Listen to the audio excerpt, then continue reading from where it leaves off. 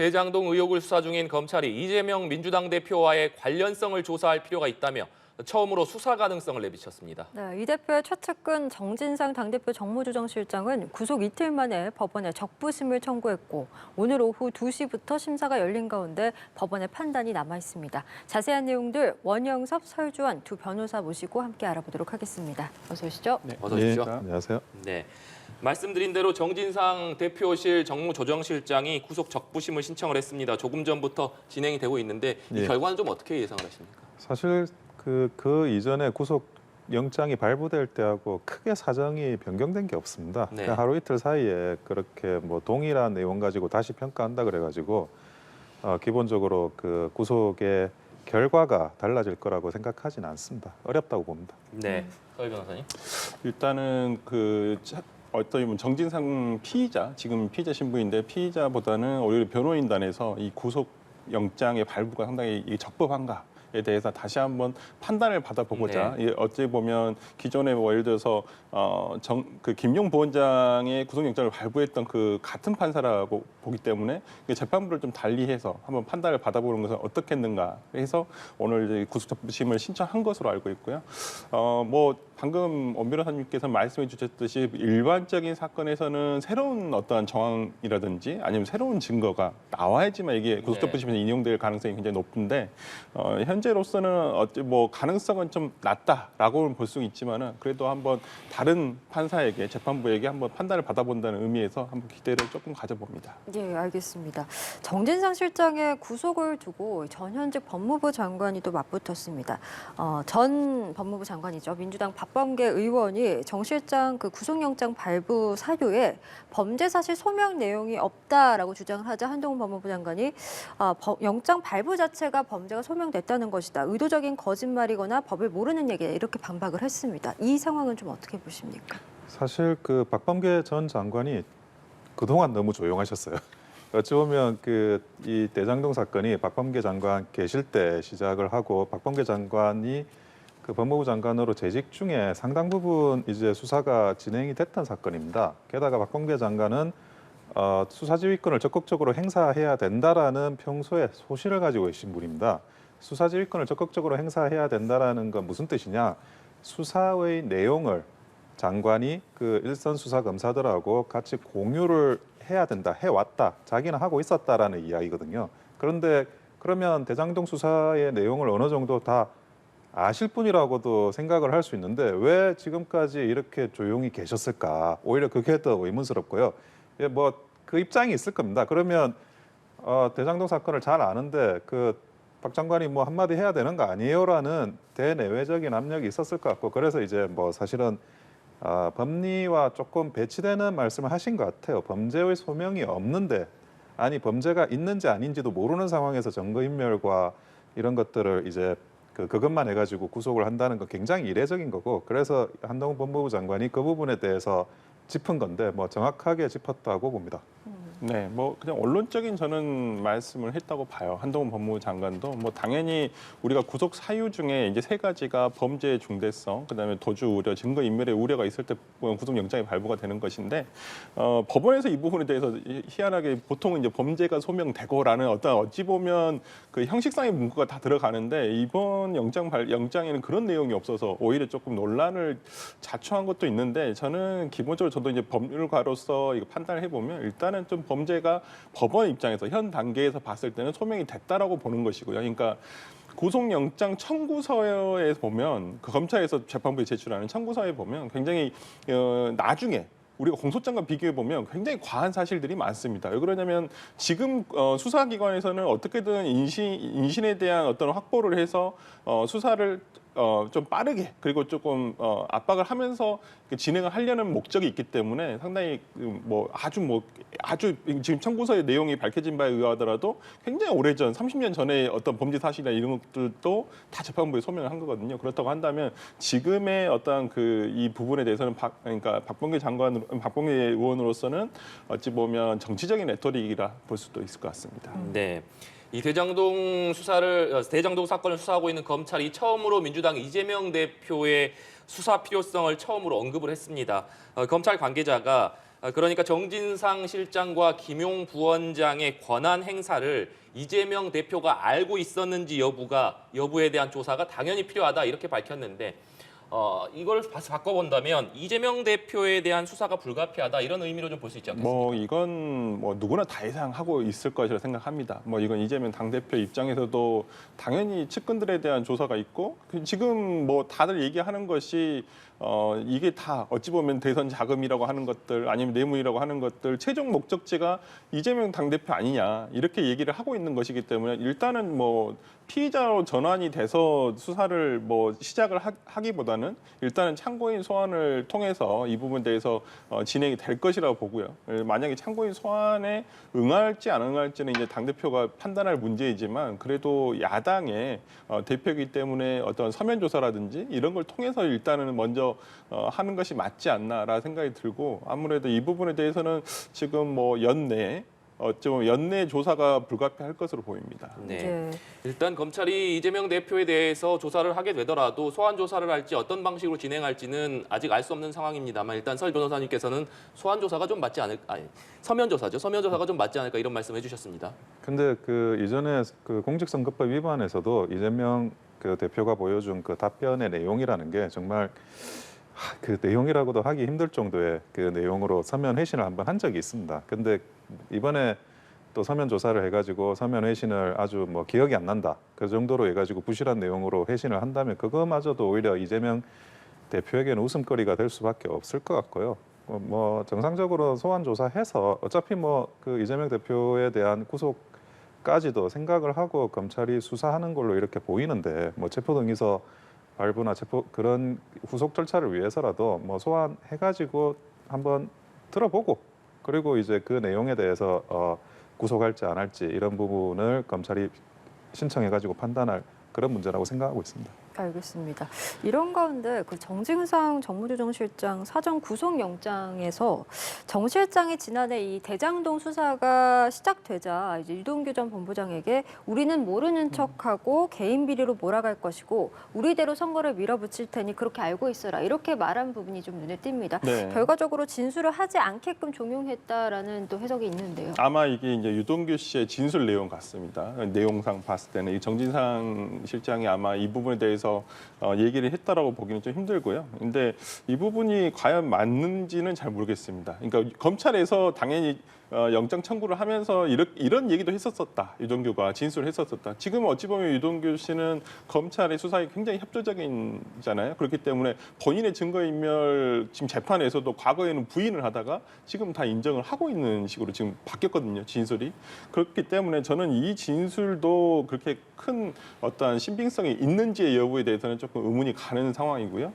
지금 뭐 만약에 이렇게 했다라고 이 진술이 만약에 사실이더라도 치더라도 그러면 어떤 부분에 대해서 개인 비리로 몰아갈 것이다라는 부분이 좀 목적어가 분명치가 않습니다. 그러니까 한마디로 지금 계속 언론에 보도되는 내용, 유동규 씨의 내용이라든지 아니면 검찰에서 어떠한 내용 나오는 내용들이 대부분이 다 정황 증거에 불과하거든요. 뭐 이런 것들이 전혀 영향이 없다라고 볼 수는 없습니다만은 기본적으로 조금 일단 정진상 실장에 대한 어떠한 좀 뭐 실질적인 방어권 보장 차원에서는 상당히 좀 어려움이 있다라고 볼 수 있을 것 같습니다. 네, 잠시 뉴스 속보가 들어와서 전해드리고 대담 이어가도록 하겠습니다. 여야가 이태원 참사 국정조사와 관련된 협상을 타결했다 이런 소식이 들어와 있습니다. 여야 원내 수석이 이태원 참사 국정조사의 범위와 시기 등을 놓고 세부적인 협상을 진행하고 있었는데 이 협상이 타결됐다는 소식이 지금 들어와 있습니다. 여야 원내대표가 4시 반에 합의된 내용을 발표할 예정이라고 하니까요. 잠시 후에 자세한 내용이 들어오면 다시 연결해서 관련된 내용 더 알아보도록 하겠습니다. 네, 대담 계속해서 이어가도록 하겠습니다. 그러니까 지금 검찰이 지난해 대장동 수익 428억을 받기로 한 인물을 유동규 전 본부장 한 명으로 특정을 했는데 이 최근 김용 부원장을 구속 기소하면서 공소장에 이 돈을 받기로 한 인물을 3명으로 다시 적시를 했습니다. 정진상 실장, 김용 부원장, 유동규 전 본부장 이렇게 3명으로 적시를 했는데 이 부분도 의미가 있다고 좀 봐야 되지 않겠습니까? 그렇죠. 그 유동규 씨가 결재권자가 아니지 않습니까? 이 대장동 사업의 최종 결재권자는 이재명 대표입니다. 이재명 대표가 성남시장으로서 그 결재를 진행해 올 수밖에 없는 사람인데 그러면 유동규한테 돈을 주면 이재명 대표가 어떤 결제를 해준다. 그것도 사실은 이재명 대표를 보고 하는 거죠. 그런데 유동규와 이재명 대표 사이에 김용과 정진상이 있다는 이야기지 않습니까? 당연히 정진상, 김용, 유동규 이 세 명에 대한 그 통합된 어떤 로비고 그 최종 목적지는 이재명 대표기 때문에 이재명 대표를 중심으로 한다 그러면 유동규가 아니라 유동규, 정진상, 김용 이 세 명이 돼야 되는 겁니다. 이번에 뭐 이렇게 세 명으로 다시 이제 포함해가지고 정리한 부분은 뭐 정확하게 서술한 거라고 생각하고 있습니다. 네, 알겠습니다.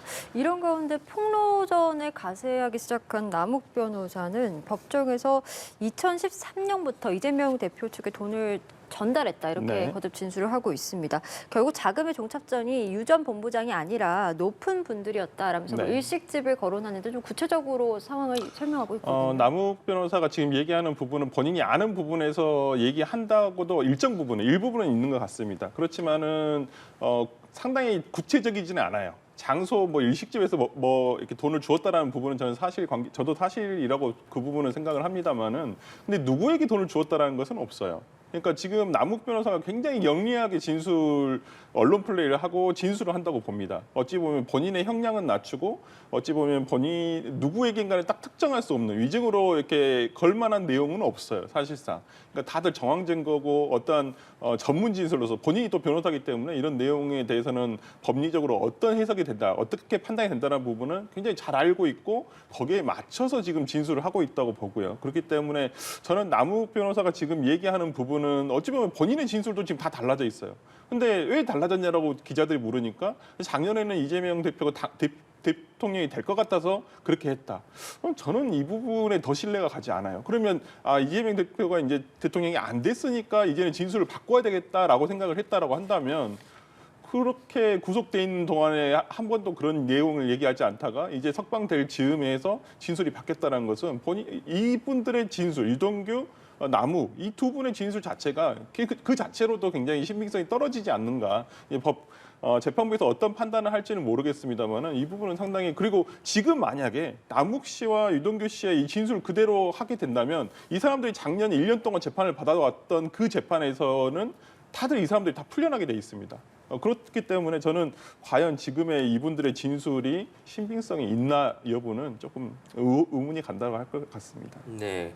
그러니까 유동규 본부장도 입장을 바꿔서 진술을 번복하고 있고 남욱 변호사도 석방된 이후에 기존의 입장을 바꿔서 했던 증언들을 다시 번복하고 있는 상황인데 설 변호사님께서는 오히려 증언을 번복하고 있기 때문에 신빙성이 좀 떨어진다, 더 믿을 수가 없다 이런 말씀을 해주셨습니다. 이 부분 어떻게 좀 생각하십니까? 남욱이 진술을 번복한 건 딱 하나 있습니다. 천화동인 1호가 이재명 지분이 아니다라는 과거의 이야기, 그거를 번복한 거고요. 네. 나머지에 대해서는 본인 또 이야기하고 있지만 그거는 이제 말하지 않은 것들을 하거나 사실관계를 더 구체화시킨 거다. 실제로도 그렇습니다. 그리고 남욱이 지금 이야기하는 것 중에 핵심이 그러면 나를 위증죄로 고발하라는 겁니다. 본인이 변호사고 그 위증죄가 가지고 있는 이 사안의 중대성을 모를 리가 없는 사람입니다. 그리고 지금 현재 뭐 진술이 변복되고 있다고 하지만 만약에 대통령이 됐다 그러면 남욱이나 아니면 이 유동규 일당은 더 많은 돈을 어찌 보면 벌 수 있는 기회를 가지게 됐을지도 모르고 과거에 했던 부정한 일들이 덮일지도 모르는 그런 어떤 새로운 기회를 가지는 상황이었습니다. 그렇기 때문에 이재명 대표가 대통령이 되는 거에 대선 자금을 마련해 줄 정도로 배팅을 했다고 하고 있고 그런데 뭐 대선이 끝나기 전에 굳이 자기가 이 문제를 밝혀가지고 뭐 이재명 대표가 대선에서 낙선하도록 만들 필요는 없었던 거죠. 그거는 합리적으로 생각해 보면 남욱은 어쨌든 자기의 이익을 제일 우선적으로 생각하면서 처리한다는 입장에서는 이해되는 부분이고요. 마찬가지입니다. 이번에 자기가 남의 징역까지 살지 않는다.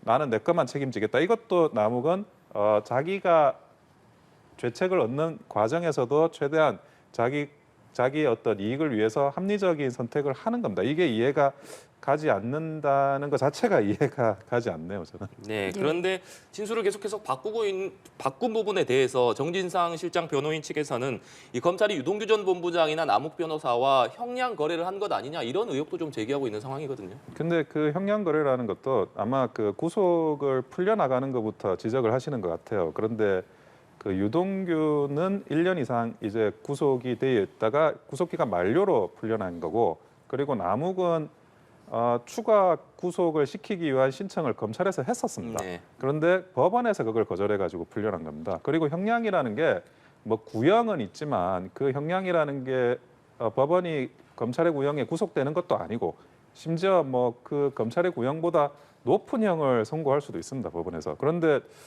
검찰이 어떤 수로 도대체 형량을 그 법원이 아니라 저기 당사자들하고 그 협상을 할 수 있는지 굉장히 의문스럽습니다. 예. 네, 설명하세요. 근데 이 부분에 대해서 뭐냐면 그 유동규 씨에 대한 내용이라든지 유동규 씨는 뭐 말을 바꾸고 있는 부분에 있고, 그다음에 남욱 씨 같은 경우는 뭐라고 돼 있냐면 유동규에게 건네 사mek 대부분 예전에는 뭐라고 했냐면 유동규 씨에게 사업 과정부터 함께 준비를 해서 3억을 줬다라고 했어요. 근데 이 진술이 어떻게 바뀌냐면 유동규에게 건넨 3억이 자기가 생각했을 때는 대부분 김용이나 정진상에게 간 걸로 추정한다라고 돼 있어요. 대부분 다 추측에 근거하고 있습니다. 그렇기 때문에 이 자체가 어떠한 증거로서도 쓸 수가 없는 내용이에요. 그렇다고 한다면 지금 유동규 씨 진술 하나만 남아 있어요. 그런데 지금 유동규 씨 진술 이게 번복 직후에 석방이 됐고, 또 이제 거기서 이제 검찰이 아예 논란이 없던 이 작년에 기소할 때 그 3억 5,200만 원에 대해서 뇌물로 기소를 했었는데 그게 이제는 뇌물이 아니라는 거예요.